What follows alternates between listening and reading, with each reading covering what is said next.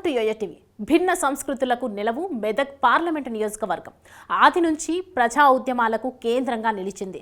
కాకలు తీరిన రాజకీయ యోధులకు పుట్టినిల్లు మెదక్. భారత తొలి మహిళా ప్రధాని ఉక్కు మహిళా ఇందిరాగాంధీతో పాటు తెలంగాణ తొలి సీఎం కల్వకుంట్ల చంద్రశేఖరరావు, ఆలె నరేంద్ర, సినీ నటి విజయశాంతి వంటి అతిరథ మహారథులు ప్రాతినిధ్యం వహించిన నియోజకవర్గం మెదక్లో ఈసారి పోటీ ఎలా ఉండబోతోంది? కాంగ్రెస్ మెదక్ను ఎగరేసుకుపోతుందా, లేక బీజేపీ తన మ్యాజిక్తో మెదక్లో పాగా వేస్తుందా? ఈసారి మెదక్ ఎంపీ స్థానం ఎవరిది? భారత తొలి మహిళా ప్రధాని ఉక్కు మహిళా ఇందిరాగాంధీతో పాటు తెలంగాణ తొలి సీఎం కల్వకుంట్ల చంద్రశేఖరరావు, ఆలె నరేంద్ర, సినీ నటి విజయశాంతి వంటి అతిరథ మహారథులు ప్రాతినిధ్యం వహించిన నియోజకవర్గం మెదక్.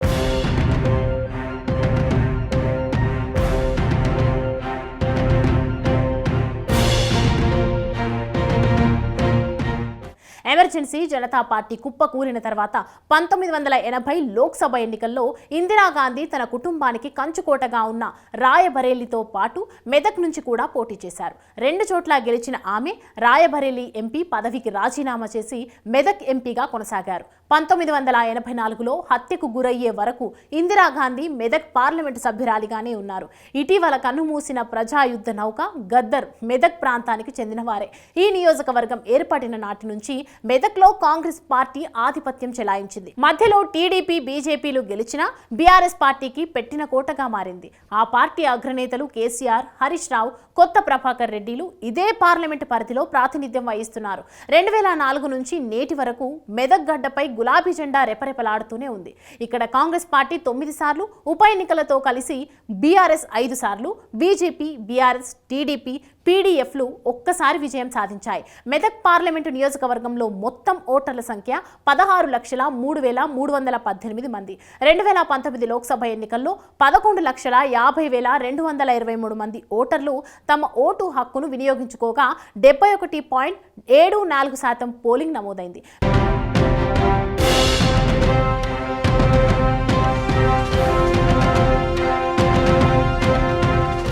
మెదక్ లోక్సభ నియోజకవర్గం పరిధిలో సిద్దిపేట, మెదక్, నర్సాపూర్, సంగారెడ్డి, పటాన్చెరు, దుబ్బాక, గజ్వేల్ అసెంబ్లీ స్థానాలున్నాయి. 2023 తెలంగాణ అసెంబ్లీ ఎన్నికల్లో మెదక్ పరిధిలోని 7 శాసనసభ స్థానాల్లో బీఆర్ఎస్ పార్టీ 6 స్థానాలను కైవసం చేసుకోగా ఒకచోట కాంగ్రెస్ పార్టీ గెలిచింది. 2019 పార్లమెంట్ ఎన్నికల్లో బీఆర్ఎస్ అభ్యర్థి కొత్త ప్రభాకర్ రెడ్డికి 5,96,048 ఓట్లు, కాంగ్రెస్ అభ్యర్థి గాలి అనిల్ కుమార్ రెడ్డికి 2,79,621 ఓట్లు, బీజేపీ అభ్యర్థి రఘునందన్ రావుకు 2,01,567 ఓట్లు పోలయ్యాయి. మొత్తంగా బీఆర్ఎస్ 3,16,427 ఓట్ల మెజారిటీతో మెదక్లో విజయం సాధించింది. అయితే ఈసారి తెలంగాణలో కాంగ్రెస్ విజయం సాధించడంతో సమీకరణాలు పూర్తిగా మారిపోయాయి. దాదాపు 10 ఏళ్ల తర్వాత తెలంగాణలో అధికారంలోకి వచ్చిన కాంగ్రెస్ పార్టీ మెదక్ లోక్సభ స్థానంలో పాగా వేయాలని భావిస్తోంది. అయితే మెదక్ కేసీఆర్ కుటుంబానికి సొంత జిల్లా కావడంతో పాటు ఈ ప్రాంతంలో బీఆర్ఎస్ బలంగా ఉండటంతో కాంగ్రెస్ కు గట్టి పోటీ ఇచ్చే అవకాశం లేకపోలేదు. కేసీఆర్, హరీష్ రావులు మెదక్ లోక్సభ పరిధి నుంచే అసెంబ్లీకి ప్రాతినిధ్యం వహిస్తున్నారు. ఇలా బీఆర్ఎస్ పట్టున్న స్థానం కావడంతో ఈ స్థానం నుంచి పోటీ చేసేందుకు భారీగానే ఆశావాహులు పోటీ పడ్డారు. సిట్టింగ్ ఎంపీ కొత్త ప్రభాకర్ రెడ్డి తాజా అసెంబ్లీ ఎన్నికల్లో దుబ్బాక ఎమ్మెల్యేగా గెలిచారు. మదన్ రెడ్డి సిద్దిపేట మాజీ కలెక్టర్, ఎమ్మెల్సీ వెంకట్రామిరెడ్డి, ఒంటేరు ప్రతాప్ రెడ్డి, గాలి అనిల్ కుమార్, మాజీ ఎమ్మెల్సీ సత్యనారాయణలు మెదక్ టికెట్ కోసం తీవ్రంగా టికెట్ కోసం పోటీ పడ్డారు. కానీ అధిష్టానం మాత్రం ఒంటేరు ప్రతాప్ రెడ్డికి ఎంపీ టికెట్ కేటాయించింది. ఆయన గెలుపుకు అందరూ సహకరించాలని కోరింది. ఒంటేరు పొలిటికల్ ట్రాక్ రికార్డు చూస్తే ఇప్పటి వరకు ఒక్కసారి కూడా గెలిచింది లేదు. టీడీపీ పార్టీ నుంచి రాజకీయ ప్రస్థానం మొదలుపెట్టిన ఆయన తర్వాత కాంగ్రెస్లో చేరారు. అక్కడ కూడా ఆయనకు గెలుపు సాధ్యం కాలేదు. దీంతో 2019లో బీఆర్ఎస్లో చేరారు. దీంతో ఆ పార్టీ రాష్ట్ర అటవీ అభివృద్ధి సంస్థ కొత్త చైర్మన్గా నియమించింది. ఇందులో 2 ఏళ్లు కొనసాగారు. ఒకప్పుడు కేసీఆర్ పై పోటీ చేసిన ఓటమి పాలయ్యారు. అలాంటి ఒంటేరుకే ఇప్పుడు బీఆర్ఎస్ అధిష్టానం జై కొట్టింది. ఈసారి ఎంపీగా ఒంటేరు ప్రతాప్ రెడ్డి గెలిస్తే మాత్రం రికార్డు క్రియేట్ చేసినట్లే అని చెప్పాలి.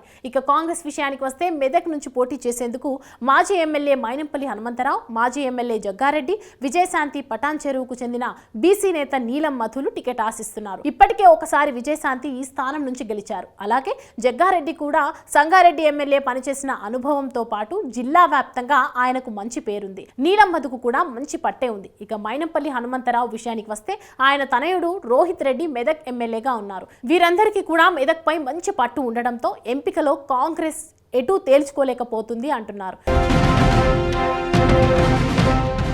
అయితే మరోవైపు మాత్రం మెదక్ లోక్సభ టికెట్ కోసం మాజీ ఎమ్మెల్యే మైనంపల్లికే ఇస్తారనే టాక్ వినిపిస్తోంది. ఆయన ఇదే ప్రాంతానికి చెందిన వ్యక్తి కావడం, ఆర్థికంగా సామాజికంగా బలమైన వ్యక్తి కావడం, అన్నింటికీ మించి సీఎం రేవంత్ రెడ్డితో సన్నిహిత సంబంధాలు ఉండటంతో మైనంపల్లికి టికెట్ ఇచ్చే అవకాశాలు ఎక్కువగా ఉన్నాయి. ఇక బీజేపీ విషయానికి వస్తే ఈ పార్టీలోనూ మెదక్ టికెట్ కోసం ఆశావాహులు భారీగా ఉన్నారు.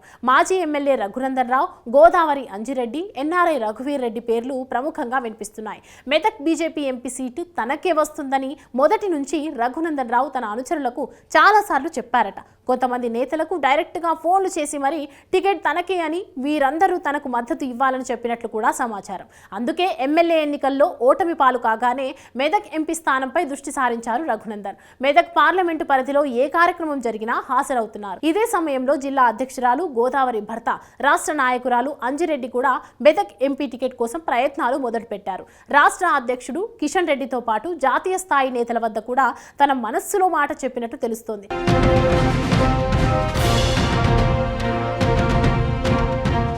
గత 3 సార్లు కూడా మెదక్ ఎంపీ టికెట్ తనకే ఇస్తానని చెప్పి చివరి నిమిషంలో వేరే వాళ్ళకి ఇచ్చారని, ఈసారి మాత్రం ఖచ్చితంగా మెదక్ ఎంపీ టికెట్ తనకే ఇవ్వాలని గట్టిగా అడుగుతున్నారట అంజిరెడ్డి. బీజేపీ పార్టీ రఘునందన్ రావు ఒకసారి ఎంపీ, 3 సార్లు ఎమ్మెల్యేగా టికెట్ ఇచ్చింది కావున ఈసారి తనకే అవకాశం ఉంటుందని ధీమాగా ఉన్నారు అంజిరెడ్డి.